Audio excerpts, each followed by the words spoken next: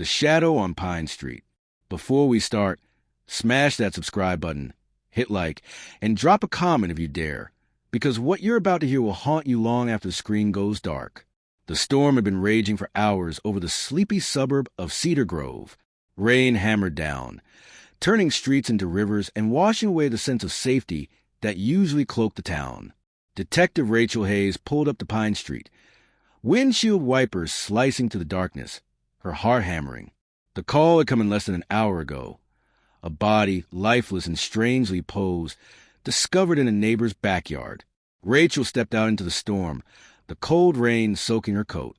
Yellow police tape fluttered in the wind, surrounding the yard like a grim barrier between the living and the dead. Officer Daniels nodded grimly. "You're going to want to see this for yourself, detective." The victim was a man, late 20s, lying face down in the mud, his arms stretched awkwardly above his head. His eyes were open, wide with a terror that no one could explain. Beside him, a single black feather had been placed deliberately on his chest. Rachel crouched, noting the precision. Someone had staged this. Someone wanted a message sent. The neighbors whispered from behind closed doors, their voices shaky, eyes darting toward the shadows. Cedar Grove had been a quiet town, safe, predictable, where everyone knew everyone. And yet, in one stormy night, the illusion of safety had been shattered. Detective Mark Simmons arrived, soaked through, but his expression unreadable. Early 20s, lived alone. No known enemies, he reported, scanning the yard. Neighbors heard a car leave fast around midnight, but no descriptions. Whoever did this knew the layout, knew the victim. Rachel's eyes caught something glinting near the fence. A silver chain, tangled in the wet grass. She picked it up carefully, no fingerprints, but engraved initials. LM. The victim, Lucas Miller. The same man lying just a few feet away, dead. As forensic teams worked, Rachel questioned the neighbors. One elderly woman, clutching her umbrella, whispered about seeing a figure in a dark hoodie standing near the victim's window the night before. Another mentioned a car she didn't recognize parked too long on the street. No one knew much, but everyone seemed terrified, as if the very air around Pine Street had been poisoned by something sinister. Hours turned into night, and Rachel returned to the precinct, poring over Lucas's background. Nothing stood out. University graduate, part-time bartender, quiet, kept to himself. No criminal record, no reported threats. And yet, the staging, the feather, the timing, all indicated someone meticulous, calculating and obsessed. Marcus, her partner, leaned over her shoulder. Check his social media. Anything unusual? Friends, messages, someone he might have upset? Rachel scrolled through months of posts, comments, and private messages. Then she found it, a series of cryptic texts from someone identified only as ER. They were casual at first, but grew obsessive. Mentions of meeting at night, cryptic warnings, veiled threats. Lucas had never told anyone. He had been scared, trying to keep it secret. The next morning, Rachel and Marcus returned to the crime scene, hoping to find additional clues. That's when a neighbor, a teenage girl, approached them hesitantly. I think I saw something else," she stammered. "The night Lucas. There was someone watching him from the alley behind my house. I only caught a glimpse, but they had red gloves and a mask." Rachel felt a chill run down her spine. A mask, gloves. Someone who intended to leave nothing behind. Someone watching, studying, waiting. The pieces of the puzzle were forming, but the picture was more horrifying than she could have imagined. Hours later, Marcus found something in Lucas's apartment that changed everything. A hidden notebook, filled with sketches of the town, Pine Street circled repeatedly, and cryptic symbols next to certain houses, including his own. Each page was meticulous, obsessive, tracking movements, dates, even times. Someone had been planning this for months. Someone close to Lucas, someone he had trusted. Rachel stared at the pages, heart racing. And then she noticed the last entry, a note scrawled in hurried handwriting. If they discover this, it's too late. Trust no one. Her phone buzzed. A message from an unknown number. You're looking in the wrong place. Stop now or you'll end up like him. The line went dead. Rachel felt a cold weight settle over her chest. The killer wasn't just clever. They were watching, playing a game that had only just begun. That night, the detectives returned to Pine Street. Rain still falling, streets empty. Rachel noticed a faint glimmer beneath the back porch, a trapdoor partially hidden by old crates. She knelt, heart pounding, and reached for the handle. It was locked, heavy, and cold to the touch. Marcus joined her, flashlight beam cutting through the darkness. "Are you sure about this?" he asked. Rachel swallowed hard. "We have to see it. Whatever is down there, it's the next piece of this nightmare." She twisted the handle. The lock clicked, and when the door creaked open, the darkness inside swallowed them whole. The secret's below. Before we begin, remember, if you think you've seen darkness, think again. Hit subscribe, smash that like button, and comment if you're ready to follow this nightmare all the way to its terrifying end. The basement swallowed Rachel and Marcus in a cold, musty darkness. Their flashlights cut swaths of light through the shadows, revealing cobwebs, broken crates, and walls slick with damp. The smell of rust and decay hung heavy, making every breath taste metallic. Rachel's heart pounded. Every instinct screamed that someone had been here recently, that this wasn't just abandoned space. As they stepped further inside, Rachel's light flickered across a series of photographs pinned to the wall. Faces stared back at her. Lucas, his friends, neighbors, even local business owners. Red X's had been drawn over some of them, dates scribbled in a frantic hand. Every mark was deliberate, calculated. Whoever had done this had been planning, watching, waiting. Marcus pointed to a corner. "Look at this." Rachel's flashlight revealed a small desk, scattered with papers, a laptop, and a series of envelopes. Each envelope was labeled with a name, dates, locations. One was marked, Lucas Miller, Pine Street, January 14th. Rachel's stomach tightened. This wasn't just about Lucas. This was about control, about terror, about a twisted obsession that went far beyond one victim. They opened the laptop. A password prompt flashed on the screen. Rachel's fingers flew over the keys, trying combinations from the notebook they'd found. After a tense minute, the screen unlocked, revealing emails, surveillance photos, and a chat log. The killer had been monitoring everyone in Cedar Grove, documenting movements, tracking routines. Every day, every person meticulously recorded. "This isn't random," Marcus whispered. "They're choosing targets for a reason." And Lucas, he got too close to discovering something. Rachel scrolled through the files and froze. There, in the chat logs, was a message from ER, the same initials from Lucas's mysterious messages. The text was chilling. "They trust you, but they don't see me. Soon, everyone will understand why I do this." A noise echoed from the far corner of the basement. Metal clanging against concrete. Both detectives froze. "Who's there?" Rachel called, voice steady despite the fear coiling in her stomach. Silence. Then a shuffle, faint but deliberate. Marcus shined his flashlight toward the sound. Shadows moved, darting between crates. Rachel swallowed, gripping her weapon. Whoever, or whatever, was down here was not expecting them. Suddenly, a drawer in the desk slammed shut on its own. Papers flew across the floor. The detectives dove for cover. Rachel's mind raced. Was this a trap? Was someone hiding, watching them, waiting for the perfect moment? The room seemed alive with anticipation, darkness pressing down like a living thing. Then they saw it, a small hatch in the floor, partially concealed under a rug. It led deeper. Marcus crouched, studying it. "We have to see this. Whoever set this up, they've got more secrets down there." Rachel nodded, her pulse racing.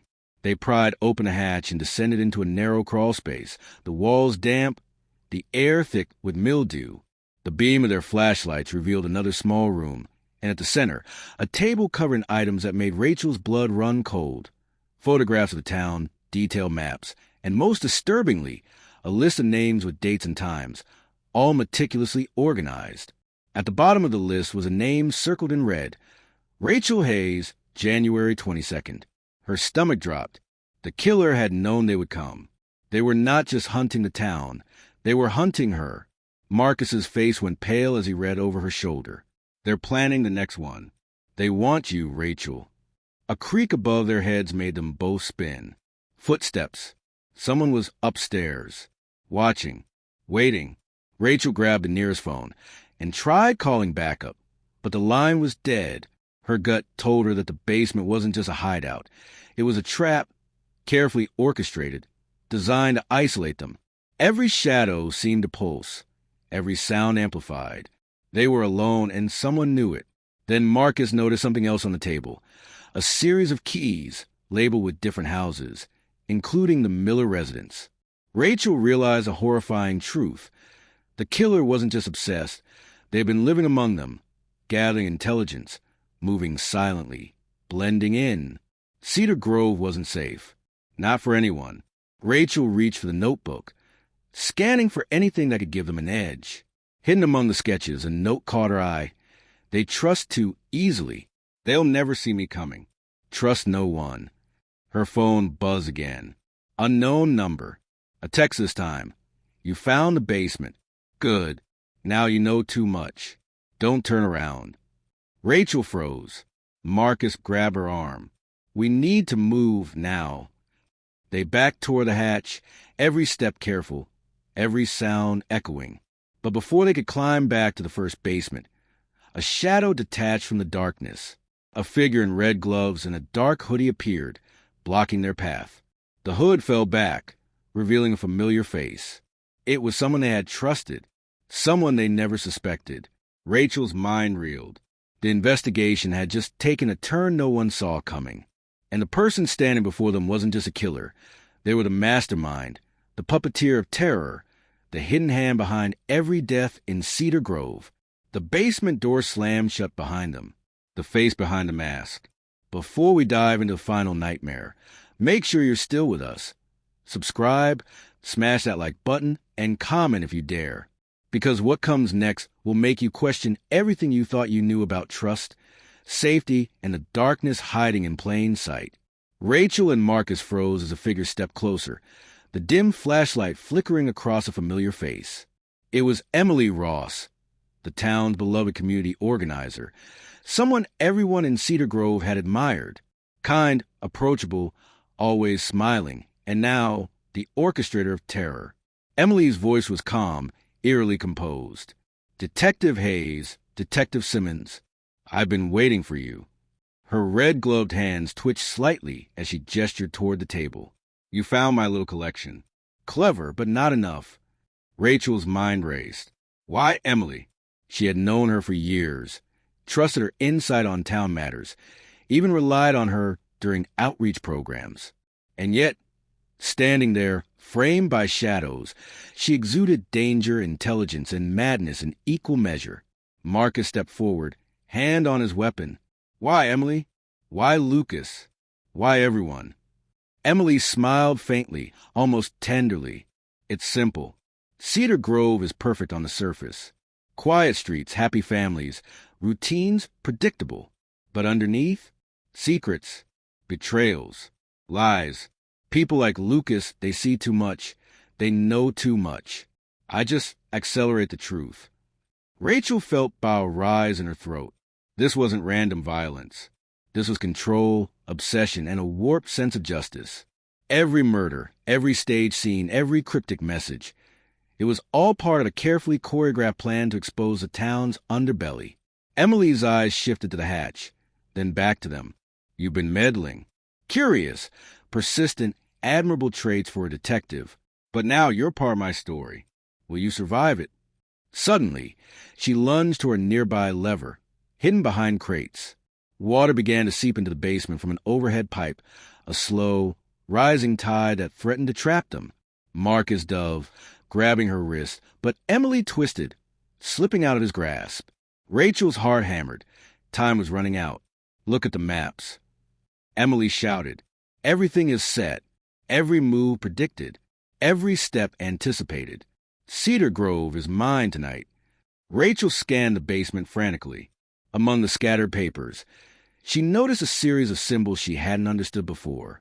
They matched patterns in the town's old sewer network, leading to emergency exits. Her detective instincts clicked. Marcus, the sewers. It's our way out.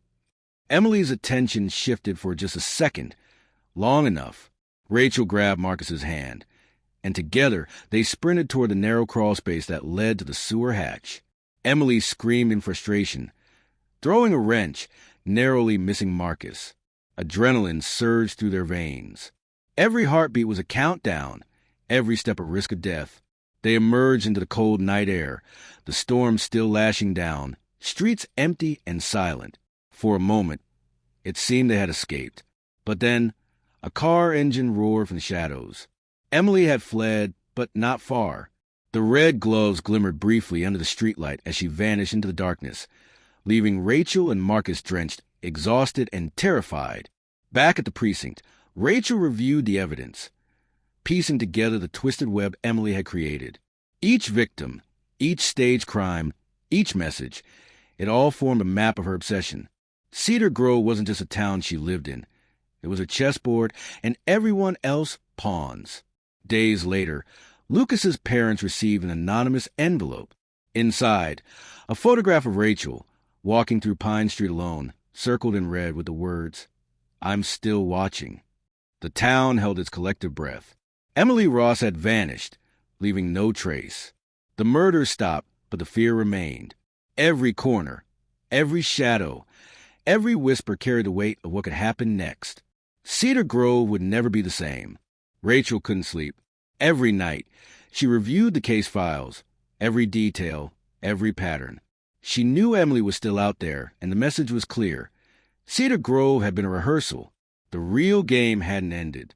And then, 3 months later, the unimaginable happened. Another body was found, staged in the same meticulous, chilling manner. A single black feather, red gloves discarded nearby, initials scrawled in the same cryptic style.